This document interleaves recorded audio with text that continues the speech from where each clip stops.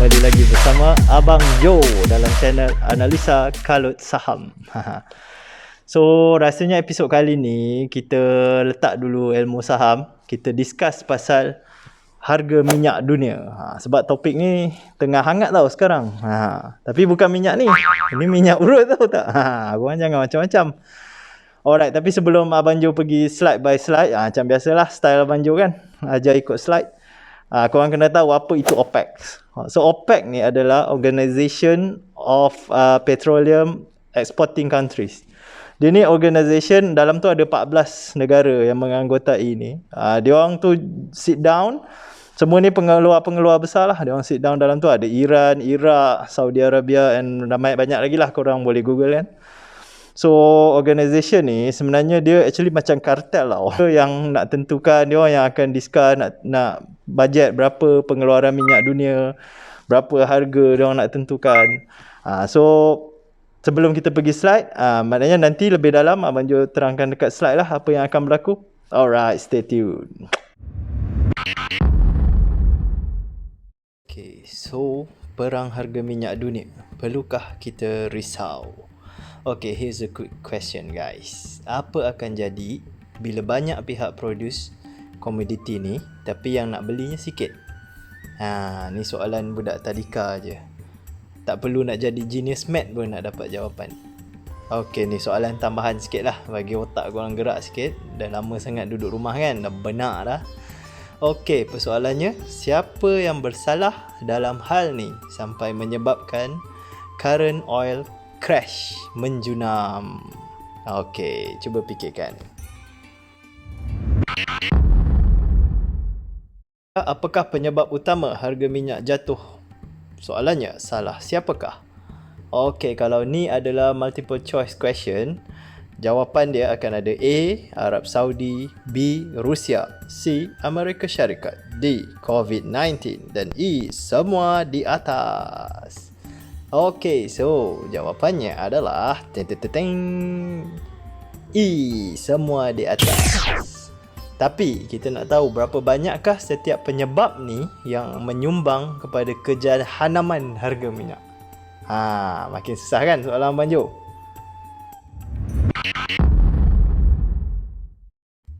Okey, untuk penyumbang pertama, Arab Saudi. Alright, seperti kita tahu, Arab Saudi ni dia merupakan pengeluar minyak terbesar dan yang paling penting, dia pengeluar termurah kat dunia ni. So, ini memberikan Arab Saudi dia kelebihan leverage when it come to controlling oil price. So, harga bergantung ikut suka berapa dia nak. So, dia hanya main buka, tutup pilih je, dia boleh tentukan harga minyak dunia selama ni. Tapi pada tahun 2014 datanglah Amerika. Ceng-cering. Seperti biasalah, Amerika ni mesti nak jadi hero kan. So Amerika try nak jadi pengeluar utama dunia. Biasalah, Amerika mana boleh kalah kan. Dia ni umpama cerita orang yang tak pernah kalah. Tapi pencaturan dia orang tak menjadi. Harga minyak jatuh dari $120 per barrel kepada bawah $30. Time tu semua sakit lah, termasuk Arab Saudi sendiri.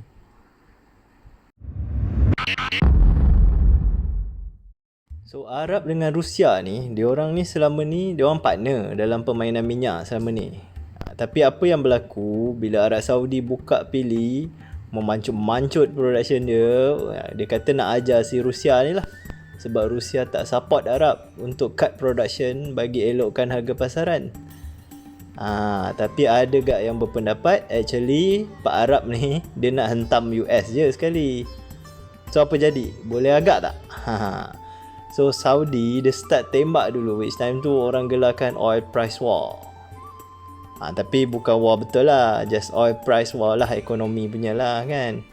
So lepas meeting OPEC hari tu, Saudi announce dia akan naikkan production kepada 12.3 million barrel per day. Dari sebelum ni kurang 10 million barrel per day, selepas dia tak dapat kata sepakat dari Rusia. So bukan tu aja, Rusia punya energy minister Alexander Novak cakap Rusia akan restore balik pre-agreement production rate. Jadi bermula April, mereka tambah kepada tambah 300,000 barrel per day to current production rate up to 500,000 barrel per day lah.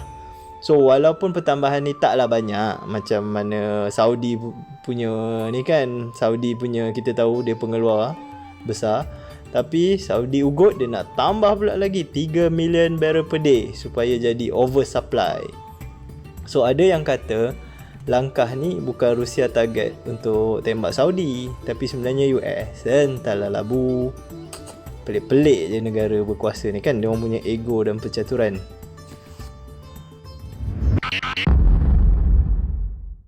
Okay, US oil dan US shale oil pula dia salahkan, kita nak salahkan dia orang ataupun nak puji, itu bergantung macam mana kita lihat perspektif permainan ni.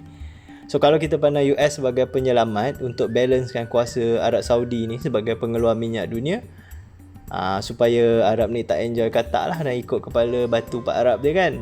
So kita akan pandang US ni sebagai penyelamat lah.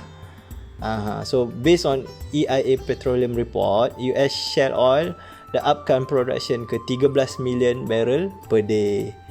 So ini menyebabkan US jadi pengeluar terbesar crude oil, dan ini letakkan US yang sebelum ni macam tak pernah wujud dalam international oil market. So tiba-tiba dia dah jadi player dah. So walaupun local production US still tak cukup lah untuk dia pakai sendiri, tapi still benda ni telah kurangkan kebergantungan mereka untuk import minyak pengeluar lain lah. So dan secara tak langsung jadikan US ni kompetitor Saudi dengan Rusia untuk lighter grade punya minyak. So walaupun OPEC dan Rusia dah start cutting production, tapi harga sampai sekarang masih tak dapat nak naik sangat lah sebab demand tak stabil. Dan kurang kan demand sekarang. So dan juga US share pun masih terus pump more and more and more. Heish, habislah. Hai.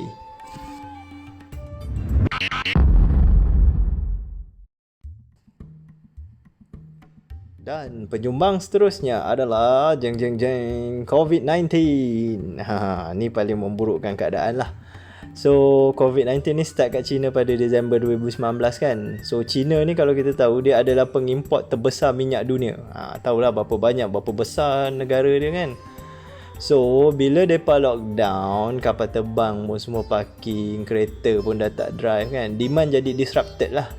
So now lebih kurang 2 bilion orang tengah lockdown seluruh dunia. So lagi bertambah tenat lah demand minyak. So this is probably the worst oil demand shock lah in the industry lah selama ni.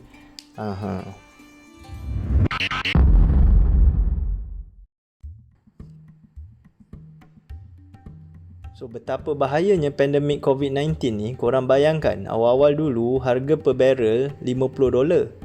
Tapi start aja virus ni membobok keluar, dia keluar dari China, habis satu dunia kena, harga jatuh kau punya. So sampai investment bank pun dia orang kena buat punya forecast pun kena revise tau. Depa predict harga Brent boleh jatuh bawah $20. Dan dunia akan kehabisan tempat penyimpanan minyak sebab production ada tapi demand tak ada, so kena simpan lah. Tu satu hal juga.